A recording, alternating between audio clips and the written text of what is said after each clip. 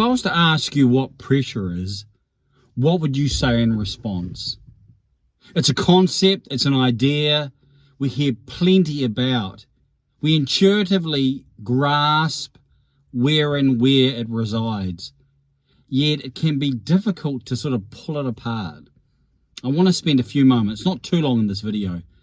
If you're watching this many weeks, months, even years after Rugby World Cup 2023, I'm shooting this video with about 1 week to go, one round to go in pool play before the knockouts. And it's been encouraged watching some other codes and where they've finished their seasons. But what is pressure? Because if pressure is this mysterious type reality, we're not going to be very successful in trying to defeat it or intending to defeat it or successfully defeating it. But maybe if we understand what pressure is, then we're going to have the tactics to be able to overcome. See, pressure in one sense is fear. As I think about it and consider it, pressure is not the brute details of events. Let's say kicking a goal on a field of play at the park with your friends versus kicking a goal in a Rugby World Cup final.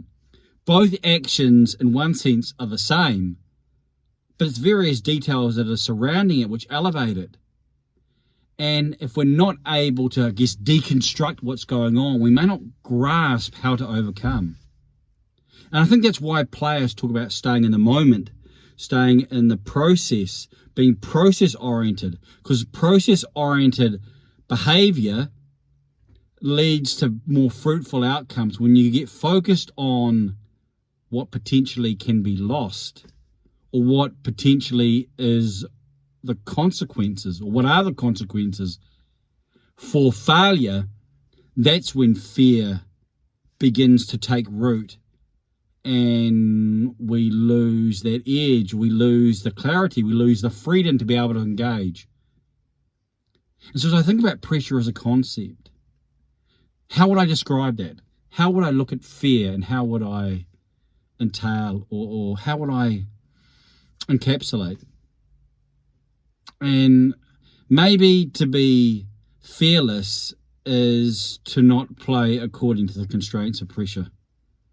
If pressure is the fear of what can potentially be lost, then being able to stay in the moment and being able to, I guess, pull those things apart and realize that to overcome is not to defeat, not to deny the reality, not to deny the obvious, not to deny what's taking place, but to not get caught in one sense of the importance that's been imputed, that's been placed into that moment.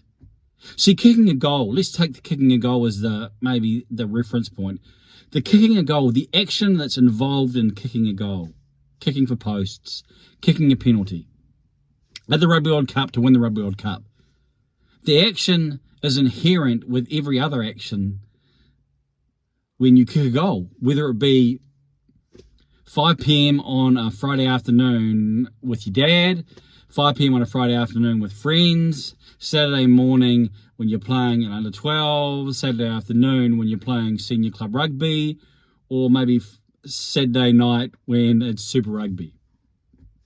No matter what level, the action of kicking a goal involves the same requirements. So if we just get caught up in the brute details, then pressure is not the action that's involved, it's the significance of the action involved, where it's placed in the human drama, where it's placed in our own expectations, where it's placed within our own priorities, where it's placed within our lifestyle of significance. So if something's more significant for us, if something's more important, if we fear losing something, the tendency is to feel more pressure about it. We know that, we feel that. And that's why those who are able to overcome, in one sense, deny sometimes the obvious, and they do that through very tactical and practical means, which is staying in the moment, being process-oriented, and not getting caught up where that process resides. So, Can you do that? You may feel like you live a very normal lifestyle, and it can be hard for us to grasp that when we're going to be watching the knockouts, and one movement, one moment could be the difference. Imagine trying to comprehend. No, that's the wrong way of saying it. Imagine trying to complete every task that a Test rugby player has if they're trying to action it with the weight of the world on their shoulders. So I don't actually think those who deal with pressure are those who overcome pressure. They are those who understand that that's fool's gold. That's a wrong way of going about things. And trying to defeat the monster of fear, the monster of loss, the monster of consequences, is trying to defeat and trying to take on the wrong opposition. In fact, you don't defeat it by taking it head on. You take it on by not playing by the rules of that game, and by being process engaged, process oriented, process outcomed. And through those type of applications, and you're able to stay in the moment, keep everything else that's peripheral to the side.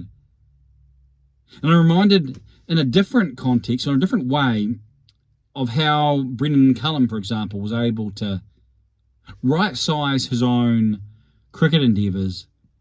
And it was really in light of the death of Phil Hughes. If you remember, Phil Hughes hit about there in the neck, in the neck region, and the damage that it did, what it hit in terms of the artery, then the rest was really tragic. And he collapsed and didn't come back to us.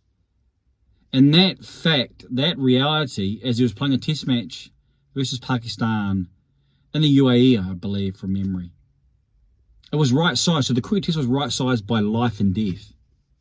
And so that could potentially be another way. How do we right-size what we're going through? How do these players right-size? Well, maybe they right-size it, but they realise this is a privilege. This is an opportunity. This is a gift. And so this is pressure. This is pressure when people are losing their lives. This is pressure when people are suffering and going through all these challenges. This is pressure, really? No, this is a privilege.